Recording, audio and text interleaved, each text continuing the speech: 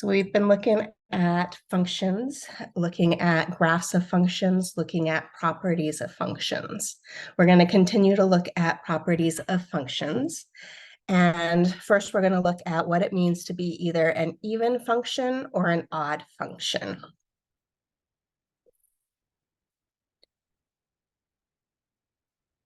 So what does it mean to be an even function? So to be an even function, if we have every value x, which is in our domain of our function f of x, then the number negative x is also in the domain. And the following holds. So if we plug in negative x wherever we see an x in our function f of x, then we would get back our original function f of x back. So an even function for every value xy on our graph. Well, if we plug in negative x and we get back f of x, remember f of x is just another way to represent our y value, then this is telling me that the point negative x comma y is also a point on the graph. So if x of y is a point, negative x y is a point. So for even function, a function is even if and only if the graph is symmetrical.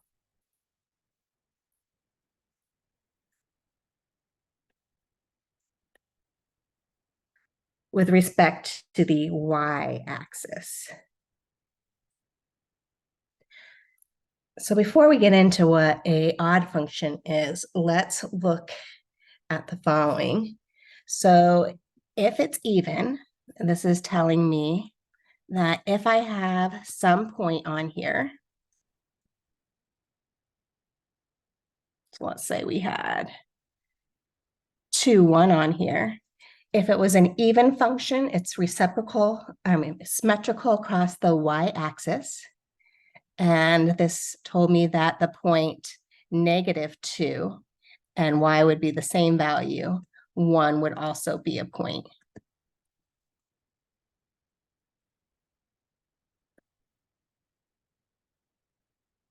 So a graph symmetrical across the y-axis. So we might have something that looks like the following.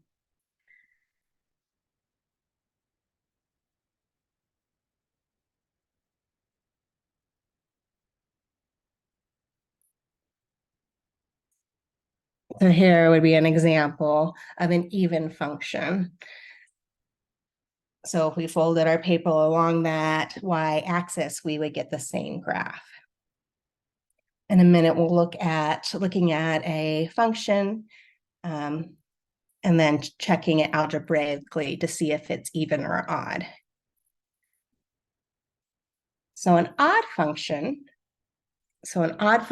if again, every value of x in our domain, the number negative x is also in our domain.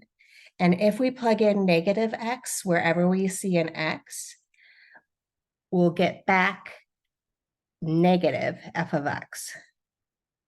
So we'll get the negative of our y value back. So that's telling me that for every point xy on the graph, then the point negative x, negative y is also on my graph. So if it's an odd function, the graph is symmetrical to the origin.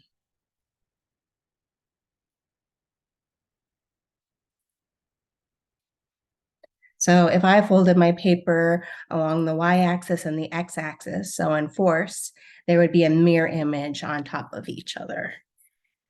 And so let's look at an example really quickly. So this was telling me that if I had some point, so again, let's say maybe 2, 1. If 2, 1 was a point to be odd, it was telling me that -2, -1 must also be a point if it's an odd function.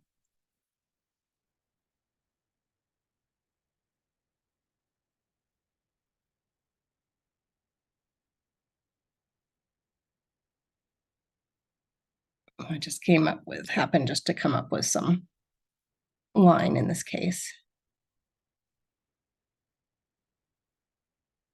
And this would be an example that would be symmetrical across the origin.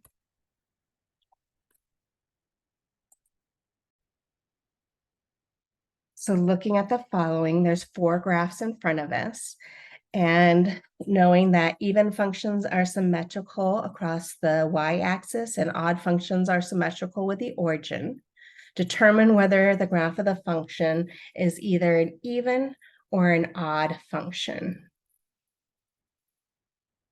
Okay, so looking at the graph of A.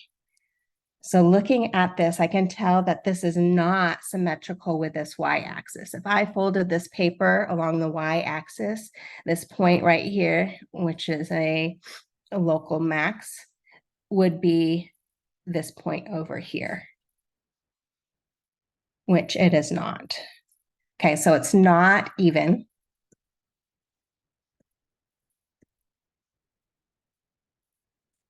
If it was symmetrical with the origin, that would tell me that if I had some point, so let's maybe look at this local minimum value, which we'll talk about local max and local minimums a little bit later today.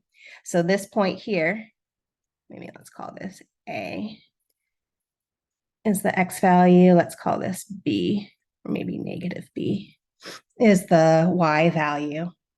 So if I flip to this across the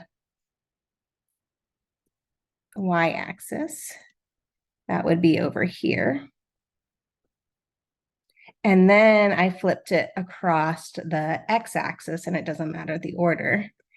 That looks like I would get back over here.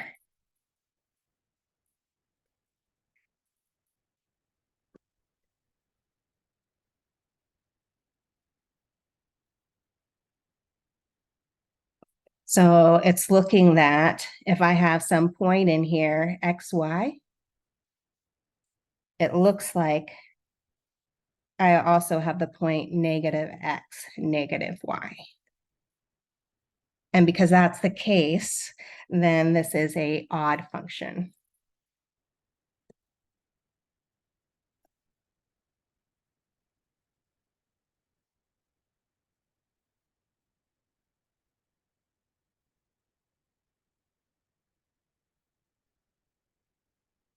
So looking at the graph B, again, I would test to see if it was even.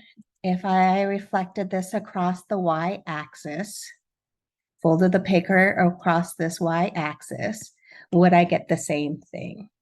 No, I can see right here. If I folded that, that would get me over here, and that tells me that it's not even. It's not symmetrical with the y-axis.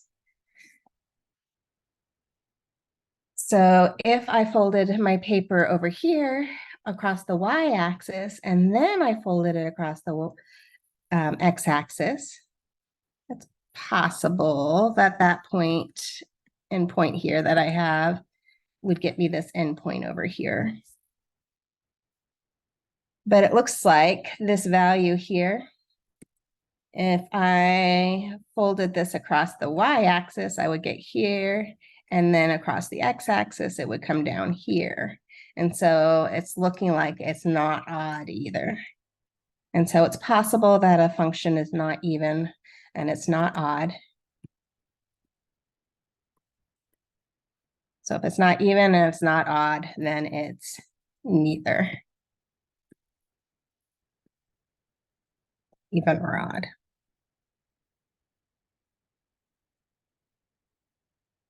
So looking at graph C, it looks like if we folded our paper along the y-axis, that we would have a mirror image. This local min is also this local min here. This n value over here on our graph, if I folded it, gets me over here. So if I folded my paper along the y-axis, this piece is going to look like this piece. So this looks like it's an even function.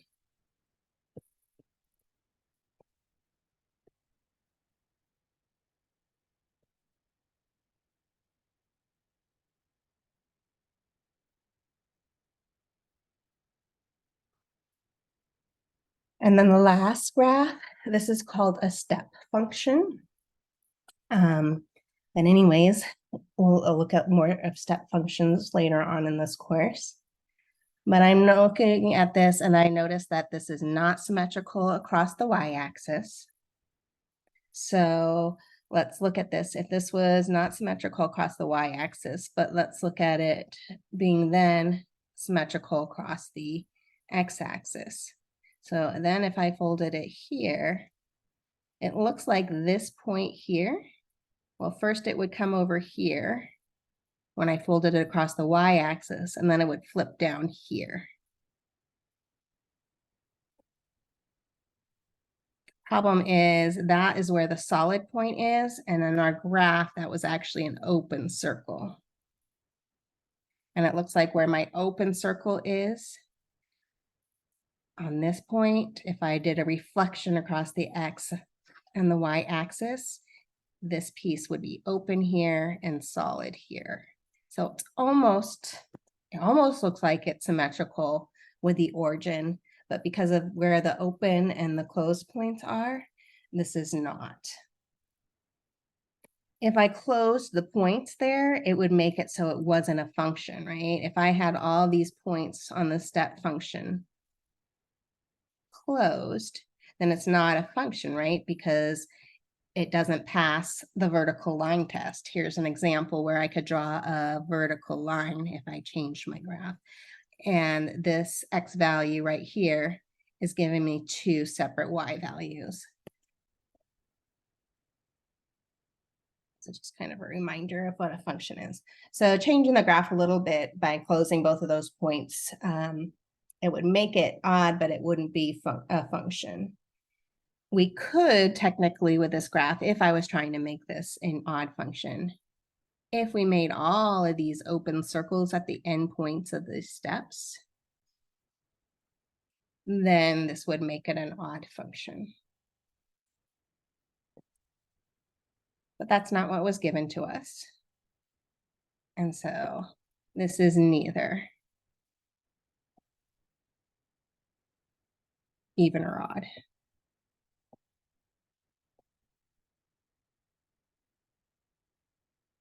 Okay, so you should be able to look at a graph of a function and tell if it's an even function, an odd function, or neither. So now we're going to look at some examples algebraically to tell if the function is even, odd, or neither. Our first example is f of x is equal to 2x to the fourth minus x squared. So again, it's even. So let's check for even first. If we can plug in negative x wherever we see an x in our function, and we get back our original function, f of x. So going into our equation, wherever we see an x, we're going to replace it with negative x.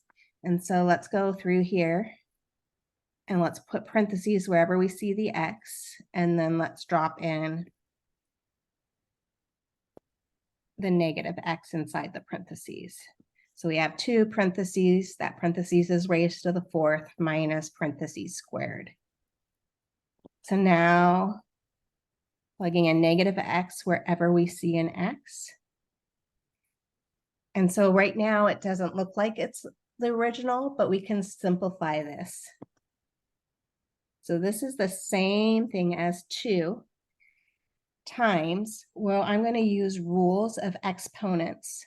And so there's a rule that if we're multiplying, which we are, we can think of this as -1 times x, and we're raising that multiple to a power, we can raise the first factor to the m power, in this case, and the second factor, or multiple to that m power.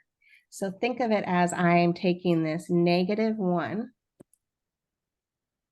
raising it to the 4th power, all times my x, raising it to that 4th power. Minus, same idea here. I'm going to take that -1 and I'm going to square it.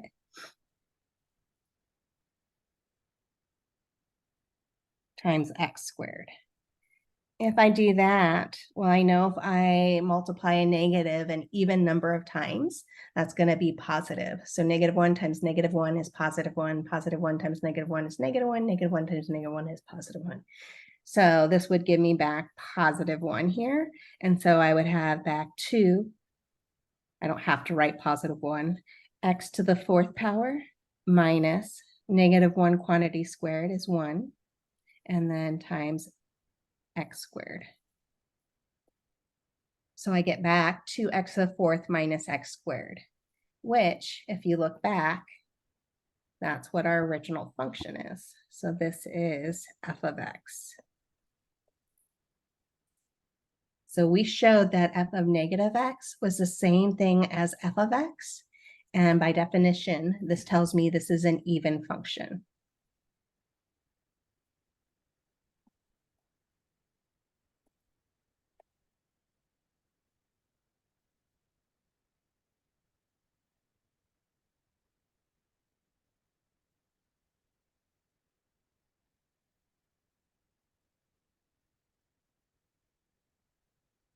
So let's look at another example. How about h of x? We're given that h of x is equal to negative x cubed all over 3x squared minus 9. So again, we want to see if this is even or odd. So it's even if f of -x is equal to f of x. And we would show that it's odd if we plug in -x wherever we see an x in f of x. And we got back the negative of our function f of x. So notice that this f of -x is in both of our definitions. So that's why I always start out when looking at f of -x. So for our next example, our function is not named f of x, it's named h of x, but it's the same process. And so let's look at what h of -x is. So we're going in here wherever we see an x, we're going to plug in a parentheses, and then we're going to go in and drop in -x inside that parentheses. So we have negative, see an x there, so parentheses cubed all over 3 parentheses squared minus 9. Plugging in -x wherever we see in parentheses. And then let's go through and let's simplify this.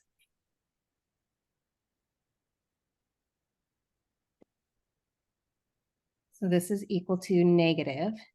Well, if I cubed -1, I get back -1.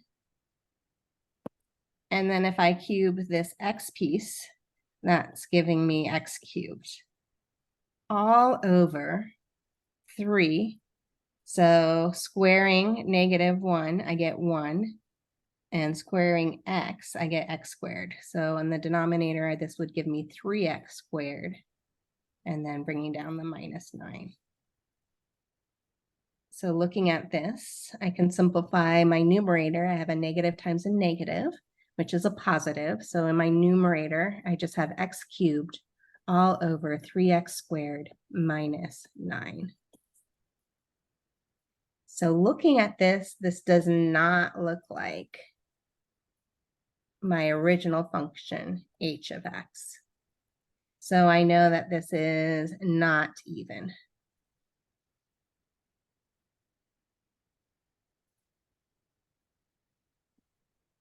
So now let's look at negative h of x. All this is telling me to do is multiply my function h of x by -1. So I have -1 times the quantity negative x cubed all over 3x squared minus 9. So think of this negative. I'm either going to multiply it through the numerator or I'm going to multiply it to the denominator. I cannot multiply it to both. And so let's just multiply it to the numerator. And so if I do that, I get x cubed all over 3x squared minus 9. So looking at this negative h of x, this is looking like my h of negative x.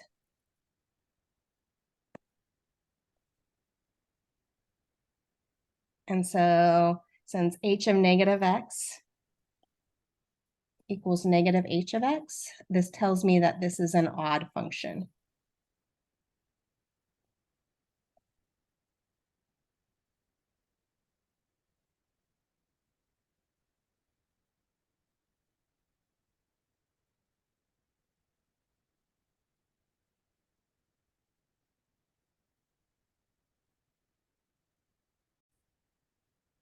Okay, so we have g of x is equal to the cubed root of 2x squared plus 1. Again, we want to see if this is even or odd. We're going to first plug in negative x wherever we see an x. Going through and rewriting our function so that we have a parentheses wherever we see an x. We have the cubed root of 2 parentheses squared plus 1 underneath that radical. And now plugging in negative x inside that parentheses. So we have the cubed root of 2. If I square negative x times negative x is positive x squared, and then plus 1. So it's looking like my g of negative x is equal to my original function, and this is a even function. So let's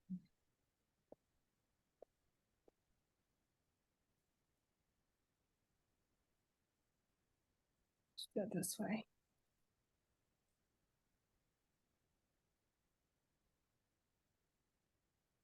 So therefore, so this kind of funky 3 dots that make a triangle in mathematics means therefore.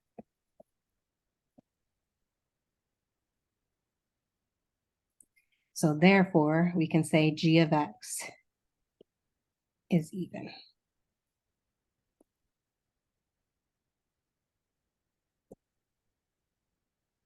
So it's possible that you could plug in negative x wherever you saw an x and you don't get back the original. And it's possible you can plug in negative x wherever you see an x and you're not equal to the negative of the function. So that would mean it's not odd. So it's possible to be neither even or odd. We just haven't seen an example of that with a function. So now we're going to look at where a function is increasing, where a function is decreasing, and where a function is constant. So we're going to be looking at graphs to tell us where it's increasing, decreasing, and constant. We do not know how to look at functions in as an equation and tell if it's increasing, decreasing, and constant until you get tools from calculus. You'll be able to do that then. But we can look at a function, the graph of a function, and tell if it's increasing, decreasing, and where it's constant. So what does it mean for a function to be increasing? So a function f is said to be increasing on some open interval I if we can choose some x of 1 and x of 2 on our interval, where our x of 1 value is less than our x of 2 value. We would have then that f of x of 1 is smaller than f of x of 2. So let's look at that graphically. So if we had some x of 1 value, it was smaller than some x of 2 value. So here's an example where my x of 1 value is smaller x value than my x of 2 value. It's telling my f of x of 1 value. Remember, that's just the point, the y value, f of x of 1. There's a y value when x is x of 1. That has to be smaller. So that y value has to be smaller than this f of x of 2.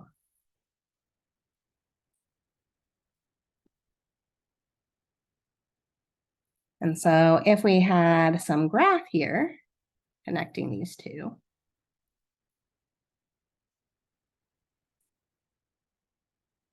notice that it's increasing, moving left to right or going up. And so we can say that it's increasing on this interval from x of 1 to x of 2. What I drew was actually increasing further than that.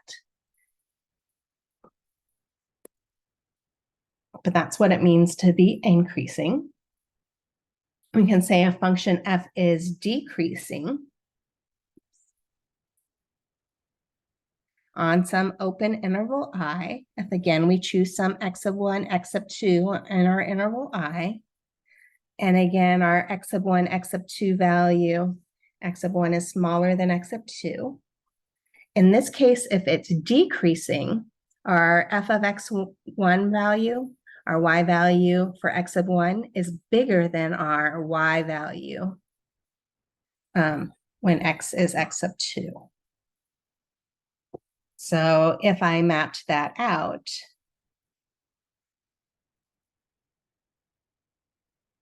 again, choosing some x of 1 on my graph that's smaller than my x of 2, it's telling me my y value, f of x of 1, is bigger than my y value, f of x of 2.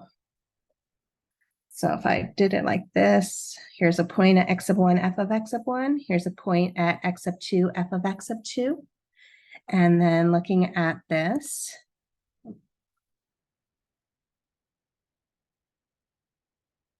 notice that I'm decreasing on this interval. I'm going down from x of 1 to x of 2. So I can say my function f of x is decreasing from x of 1 to x of 2.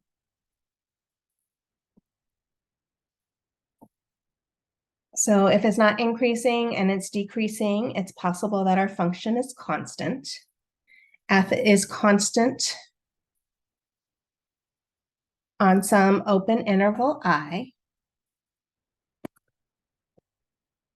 If again, we choose some x of 1, x of 2 on our interval I, but this time f of x of 1 is equal to f of x of 2.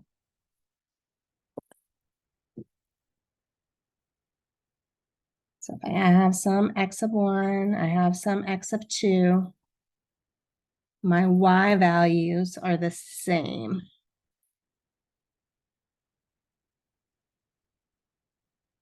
So I would have a horizontal line between x of 1 and x of 2 in this case.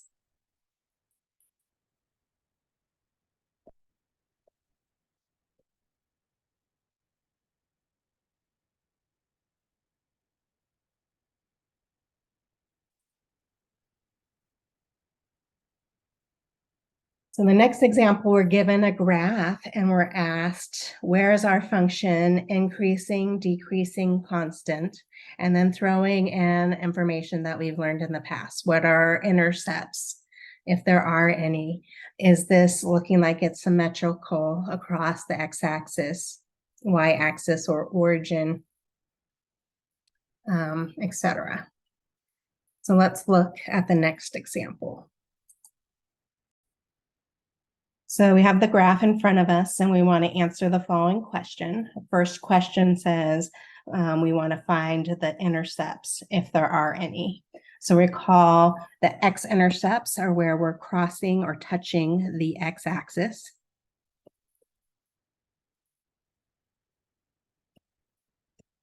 And so looking at this, it looks like I have a point here when x is -2. My y value is 0. It looks like I also have a point on my x-axis here when x is 8. Y is 0. And it looks like we're crossing here, and that looks like 12.5, 0.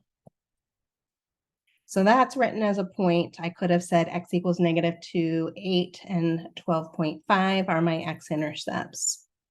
My y-intercept, I only have one of them. This is when my x value is 0, or where my graph is touching or crossing the y-axis. And so in this case, my y-intercept is at the point x is 0, y is 2. Okay, so let's look at the domain of this. And so looking at the domain of this, it really depends on, is my graph continuing on or not? And let's make it so it is not continuing on. So maybe let's put some solid circles here.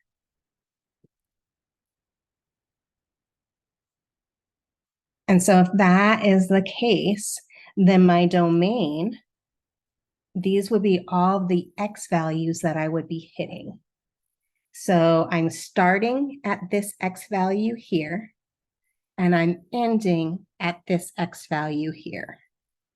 And I'm looking at all the x values that fall in between those two. And so my domain in this case, it looks like this might be -4.5. I'm including it because it's a solid circle. So I'm going to put a bracket. So -4.5, comma, and this is ending when x is 14. It's a solid circle, so I'm going to put a bracket. So range are all the y values that we're hitting. And so looking at this, I noticed that the smallest y value that I'm hitting looks like it's here. So this is the smallest y value that I hit on my graph. And it looks like my largest y value that I'm hitting on my graph is up here. So I'm hitting all the y values in between, looks like -3.75 to y equals 5. So including -3.75, I'm going to put a bracket, comma, and I'm including 5. So I'm going to put a bracket. So that's just saying those are the intervals, all the x values and all the y values are included in between those two numbers. So now let's look at where is this function increasing. So I'm going to erase what I've drawn on this graph so far. So where it's increasing, if I'm looking at a graph and I'm looking at where is it increasing, decreasing, or constant, I think about it, we're always moving left to right. And if I'm moving left to right, if I'm imagining myself walking on this, would I be moving uphill or downhill? And so if I'm moving uphill, if I'm walking on this graph, that tells me it's an increasing function. When we're looking at increasing, decreasing, and constant, we're looking at the x values. And so it looks like I'm starting here, because I had these points. It looks like I'm starting here at this -4.5. And then I'm stopping here at 1. It really depends on the textbook that you're looking at. Sometimes they include and sometimes they don't include where we have a max or a min value.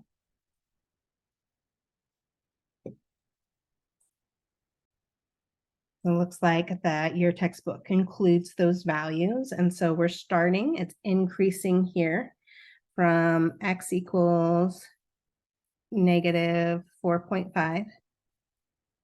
And then we're stop increasing when x is 1. And we're going to include it. So put a bracket. And then it looks like I start increasing again when I'm at x equals 3 to x equals 5. It's going uphill. So union or comma, starting at 3, ending at 5. And then again, we're going to start increasing at x equals 12, and we end at 14.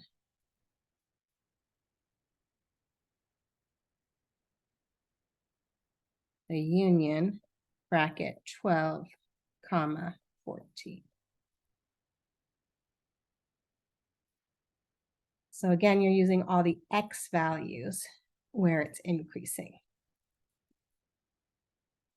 So where's the function decreasing? If I was looking at this and I was looking at where am I going downhill if I was walking?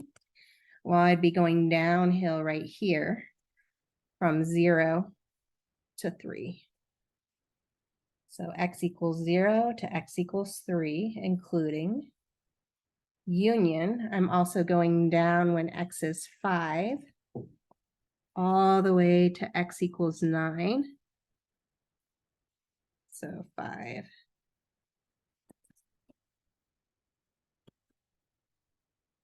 to 9. And that looks like that's the only values where this is decreasing. And then where is it constant? So if I was walking, where am I walking where it would be flat? Well, or a horizontal line. So that would be right here, starting at x equals 9, ending at x equals 12. So bracket 9, comma 12, bracket.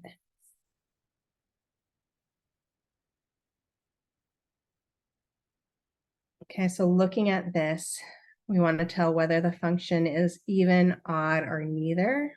Well, looking at this is not symmetrical across that y-axis, and this would not be symmetrical if I folded my papers in fourths. And so this would be neither.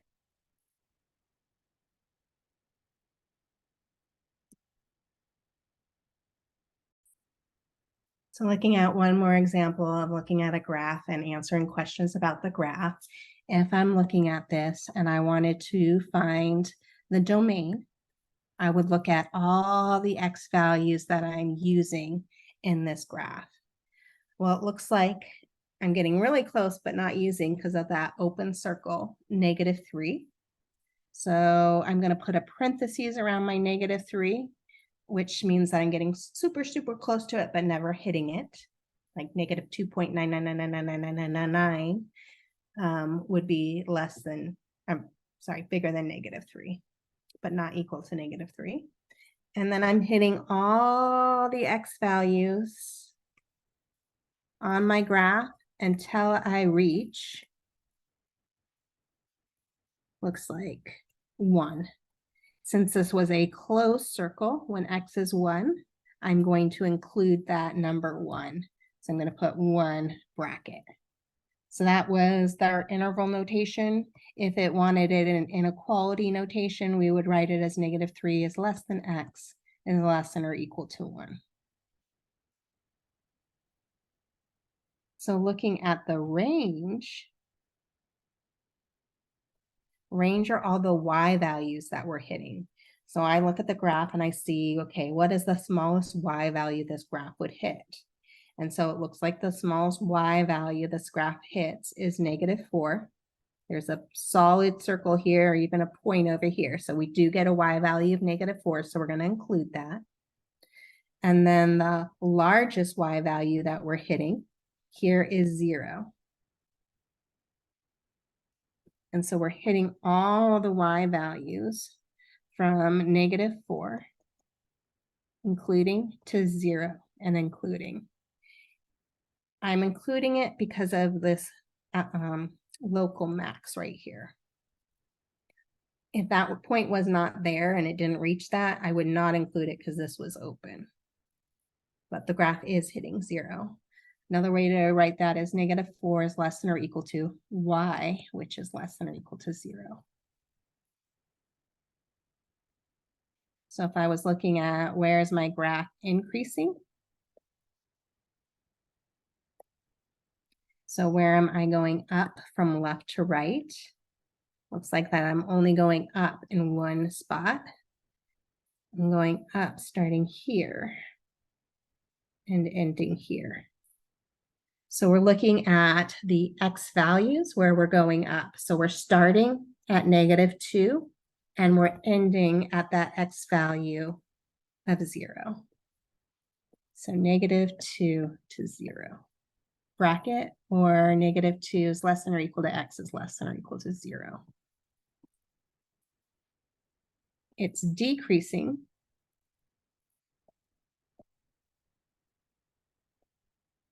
So where we're going down left to right. And so we're going down left to right in here.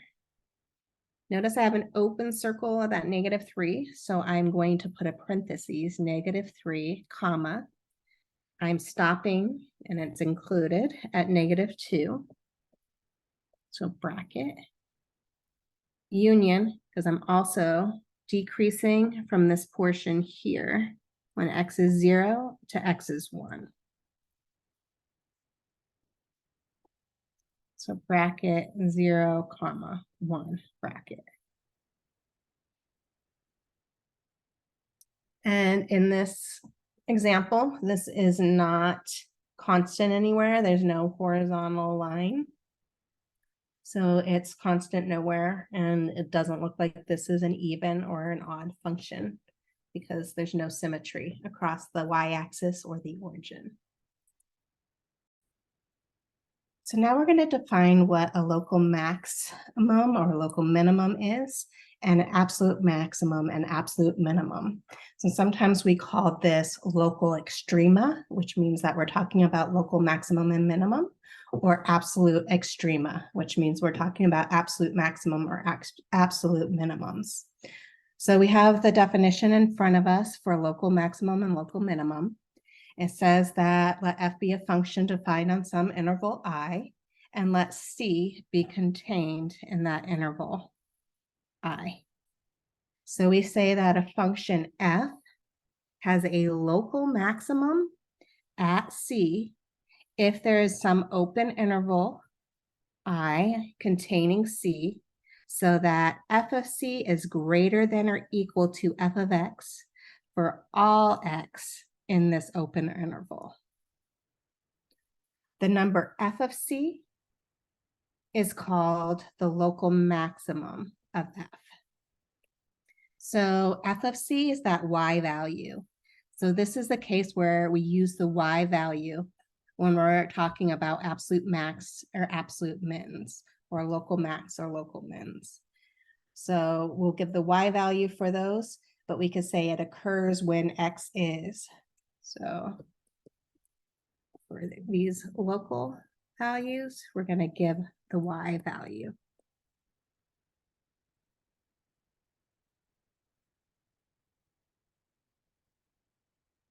Of the point.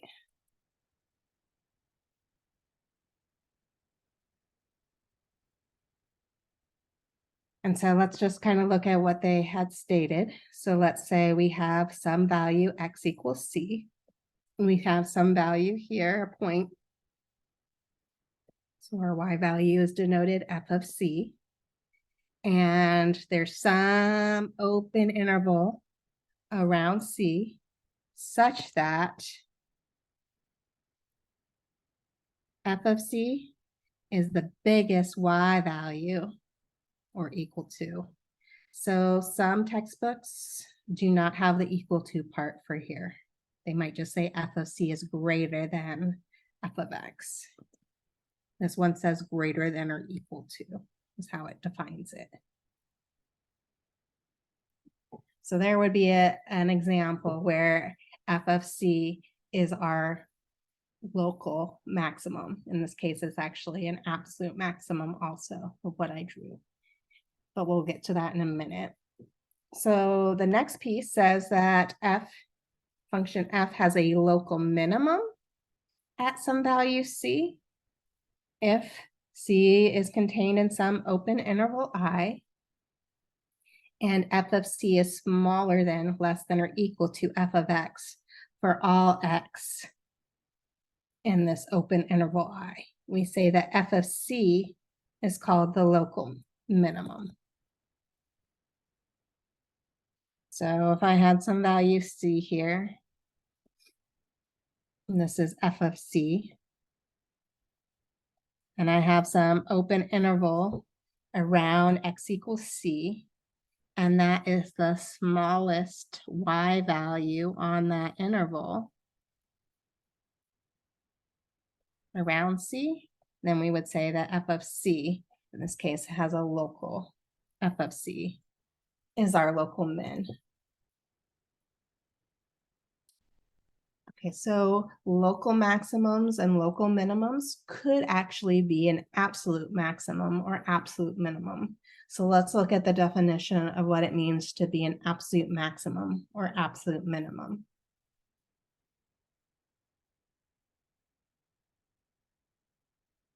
So we say that a function f defined on some interval I, if there is some, in this case, they say u, in I for which f of u is greater than or equal to f of x for all x in I, then f has an absolute maximum at u, and the number f of u is the absolute maximum of f on I. So this is for all x in I. Our f of u is the greatest value that you're getting back. Then we call it the absolute maximum. If you have some value v in I for which f of v is less than or equal to f of x for all x in I, then f has an absolute maximum at v, and the number f of v is the absolute maximum of I. So let's look at an example where we're determining where our local maximum, local minimum occur, if they do occur, and if there's any absolute maximums or absolute minimums that occur.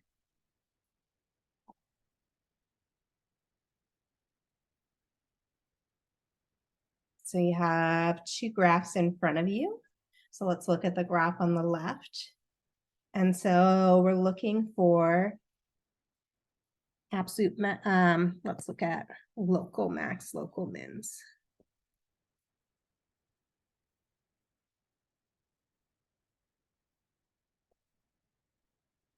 So looking at this, it looks like the 0.02.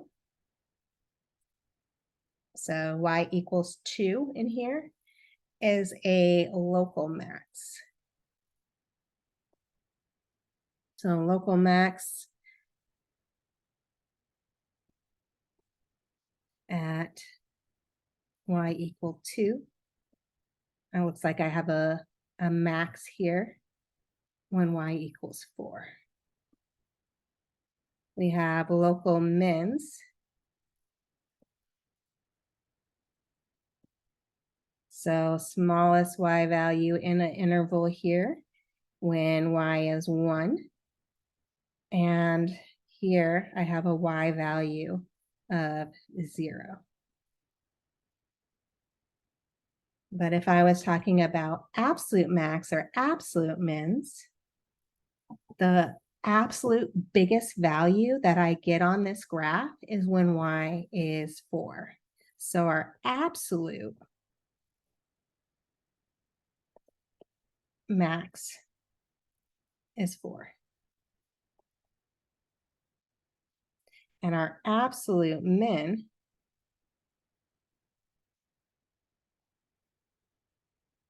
is when y is equal to 5. So I'm not 5, it's when x is 5, but y is 0. So our absolute max is 4, absolute min is 0. So looking at the next graph, let's first look at local maximums. So it looks like when y is 1, we have a local max. And when y is 3, I also have a local max. Local min.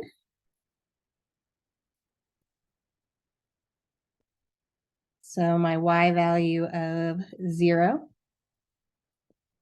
and a y value of 2.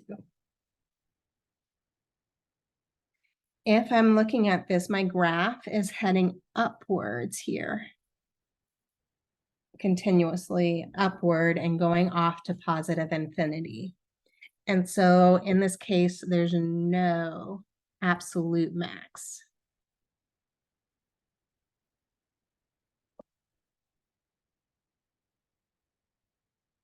But I do have a smallest y value, and the smallest y value occurs when y is 0. So I have an absolute min of 0.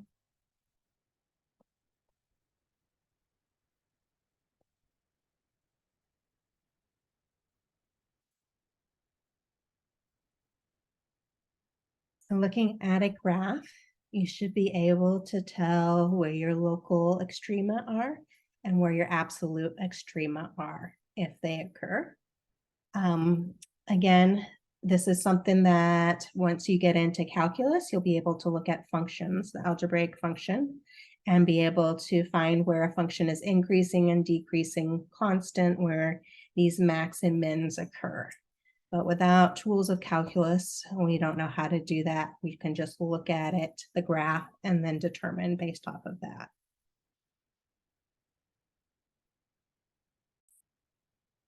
Okay, so looking at another concept, the average rate of change. So if A and B, where A does not equal B, are in the domain of a function y equals f of x, then we say the average rate of change of f from A to B is defined as the following.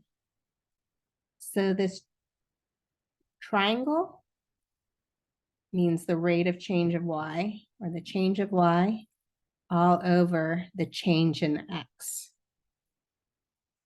So this is f of b minus f of a all over b minus a, where b cannot equal a, or it's undefined. So basically, you have 2 points, a f of a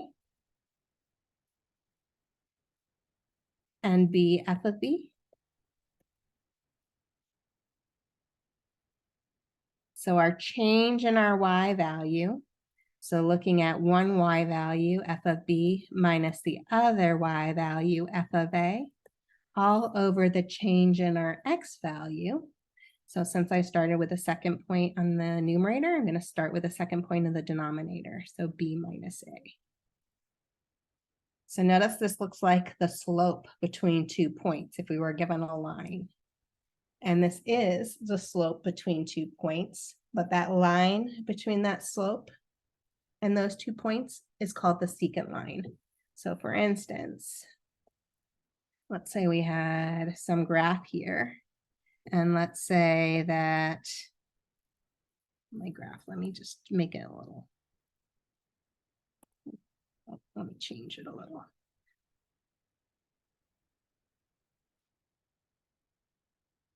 So let's say that we had some value here, a. So this point here would be, our y value would be f of a. And this value here, let's say that this was x equals b. So this value on the graph, this would be f of b. So if I took this and I drew a line that connected these 2 points on my graph, this is the secant line.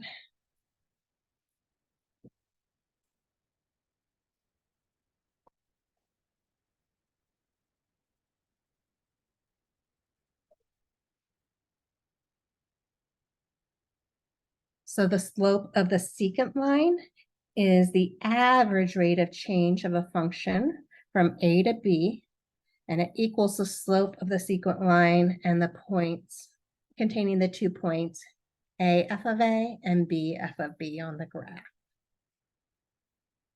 So this is saying on average between A and B, I would be increasing this much.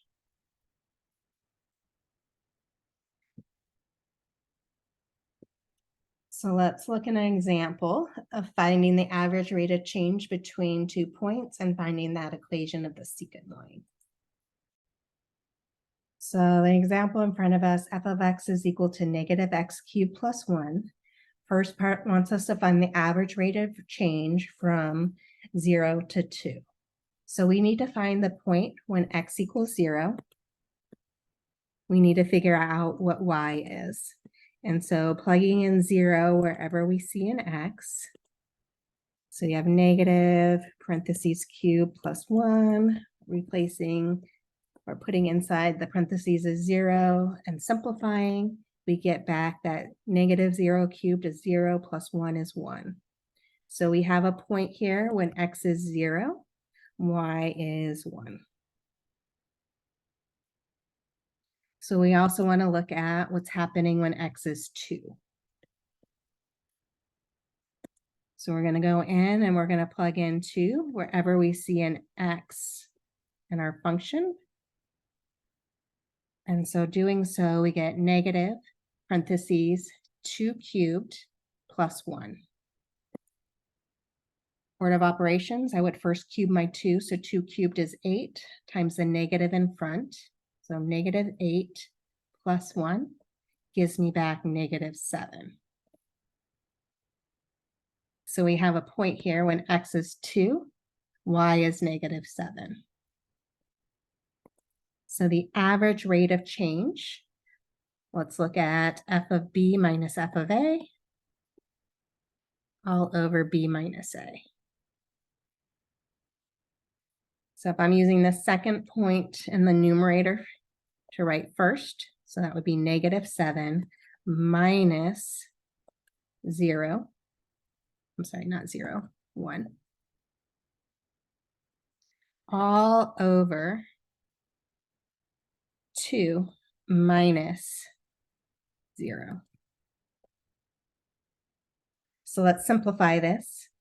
So negative 7 minus 1 gives us negative 8 in the numerator. So we have negative 8 all over 2 minus 0 is 2.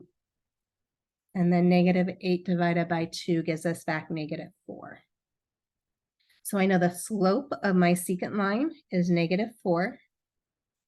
And then a point. So I can choose either point when I'm trying to find the equation of the secant line, which is going to be my part B. Let's find the equation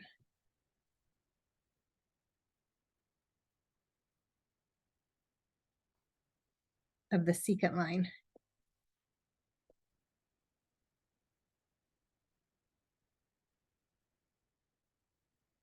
From 0 to 2.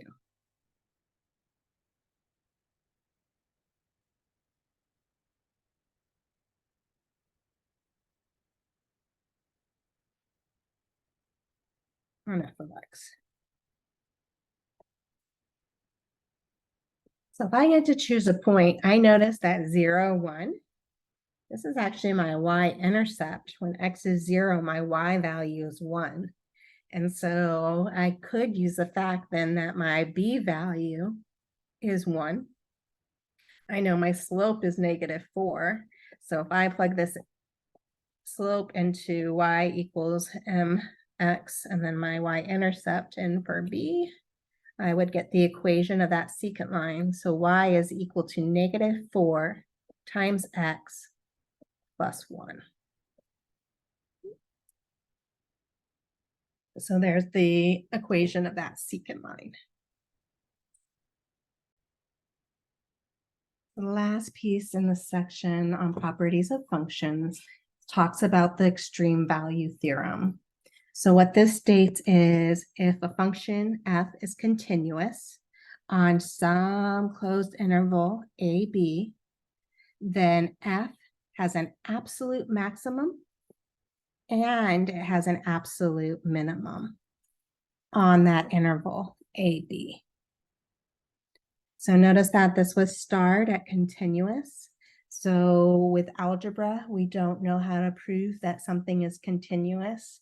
We can loosely say that if we can draw the graph without lifting up our pencil, then the function is continuous everywhere. But once you get into calculus, you'll be able to prove that things are continuous on a particular interval. And this is a theorem that you'll be using also, you'll see in calculus.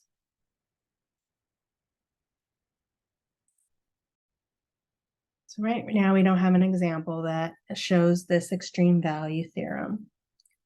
And so what we've done so far is what you covered in our textbook, which is 3.3.